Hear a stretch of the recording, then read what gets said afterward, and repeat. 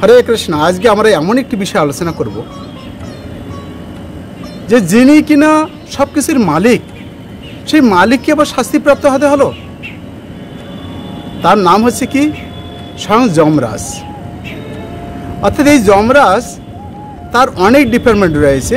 আমরা ভাগবতে দেখতে পাই 28 নরকের কাহিনী সেখানে তুলে ধরা হয়েছে। তো 28টা ডিপার্টমেন্ট, এছাড়া অনেক অনেক ডিপার্টমেন্ট রয়েছে। তো এই নরকের অর্থাৎ মানুষের যারা শাস্তি প্রদান করে, জীব অন্য অন্য জীবের যারা শাস্তি প্রদান করেন, সেখানে চিত্রগুপ্ত 2 জন রয়েছেন সব কিছু লিস্ট করার জন্য কোথায় কী কী রয়েছে। এর বিস্তারিত কাহিনী ভাগবতে বর্ণনা রয়েছে 5ম স্কন্ধে, আমরা এই বিষয়ে যাব না।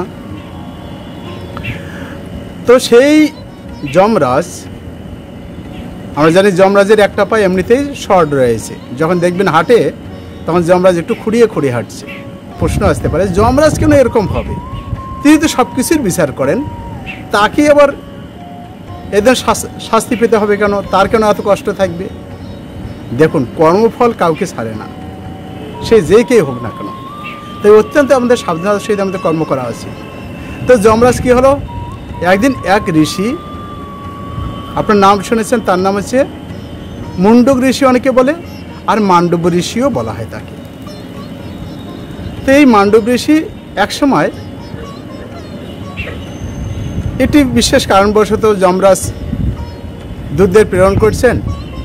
যমদূতগণ সেই মান্ডব ঋষিকে নিয়ে এসেছিলেন। এসে কি করলেন? ছুলিয়ে চড়িয়েছিলেন। তো মান্ডব ঋষি প্রশ্ন করলেন যে কোন বিশেষ অপরাধের ফলে আজকে আমাকে এই শুলে চড়তে হলো? আমার জানা মতে আমি কোনো পাপ করিনি, কিন্তু আমাকে কেন শুলে চড়ানো হলো? তো যমরাজ চিত্রগুপ্তকে বলছে, দেখো এর কোথায় কি আছে। দেখছে কোথাও এনার কোনো পাপ নেই, কিন্তু একটা জায়গায় দেখছে যে সেখানে একটা পতঙ্গকে অত্যন্ত ছোট বয়সে তাকে একটু পতঙ্গ ধরে তার পেছনে একটু কাঠি ঢুকিয়েছিলেন। তো যেহেতু ছোট বয়সে একটা পতঙ্গকে ধরে, যেহেতু তাকে একটু কষ্ট দিয়েছিলেন, যার জন্য তাকে আজকে কি করতে হলো, যেহেতু তার পেছনে যেহেতু শুল যেহেতু বেঁধেছিলেন, এই জন্য আজকে মান্ডব ঋষিকে সেই পাপে তাকে সাজা দেওয়া হলো। মান্ডব ঋষি যখনই শুনলেন যে ছোট্ট সময় পতঙ্গর পেছনে তিনি কষ্ট দিয়েছিলেন বলে আজকে তাকে শুলে চড়ানো হয়েছে, তখন তিনি অত্যন্ত রাগান্বিত হলেন। সাধুরা সহজে রাগ করে না, কিন্তু বিশেষ কারণবশত যখন রেগে যায় তখন আর কোনো কিছু করার থাকে না।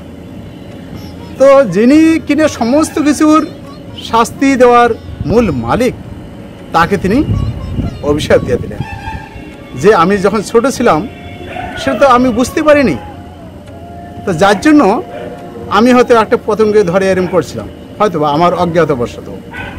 কিন্তু সেই লঘু পাপে আজকে গুরুদণ্ড আমাকে পেতে হলো, আজকে আমার শুলে চড়ানো হলো। তোমার একদম ছোট হীন বুদ্ধি হয়ে গেছে, তোমার ছোট রকম নিচু জাতের মতো বুদ্ধি হয়ে গেছে, যা তুমি শূদ্র করে তোমার জন্ম হোক।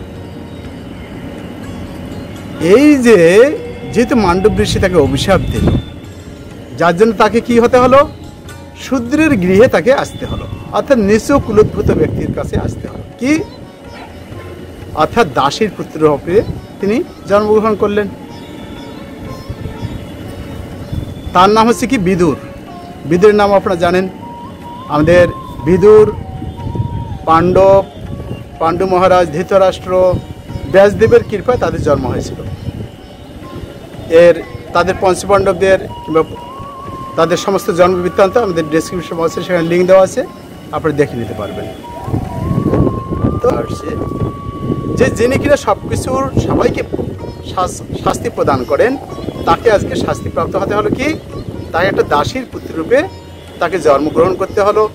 এবং কি দুর্যোধনের ধৃতরাষ্ট্রের ঘরে যখন ছিলেন, একদম যখনই কিছু সৎ পরামর্শ দিতে গিয়েছেন, দুর্যোধন কি করছেন যে একে এমনভাবে তাড়িয়ে দাও শুধু যে জীবনটুকু নিয়ে সে বাইরে হয়ে যেতে পারে, কিছু না নিয়ে যেতে পারে। হ্যাঁ, এতভাবে তাকে কঠিন কঠিন শাস্তি প্রাপ্ত হতে হয়েছিল। এবং তিনি তাহলে আমাদের অত্যন্ত সাবধানতার সহিত আমাদের কর্ম করা উচিত, নাহলে কি হবে, কর্মফল পেতেই হবে। সে যে কেউ ব্যক্তি হোক না কারণ, আমার ব্যক্তি হয়তো বলতে পারে না আমার অনেক কিছু রয়েছে, আমি অনেক একজন বড় বিজ্ঞ ব্যক্তি, কিন্তু কর্মফল আপনাকে ছাড়বে না। আর একটা হচ্ছে, সে যতই বড় বিপদে অর্থাৎ যতই বড় পদে থাকে না এখনো বিপদ তার আসবেই। অর্থাৎ যমরাজ পর্যন্ত স্বয়ং তিনি একজন দাসীর পুত্র হয়ে আসলেন, তার কত রকম কষ্ট তাকে পেতে হলো। এই জন্য আমাদের অত্যন্ত যা কিছু করবো ভেবে চিন্তে করা উচিত। কাউকে কিছু আপনি যদি পরামর্শ দেন, কাউকে কিছু আপনি যদি কথা বলেন, নিজে যদি কিছু কর্ম করেন, ভেবে চিন্তে করা উচিত, তাহলেই আপনার জীবন সার্থক হতে পারে। না হলে কি হবে, আপনাকে কষ্টে পেতেই হবে। ধন্যবাদ সবাইকে। হরে কৃষ্ণ।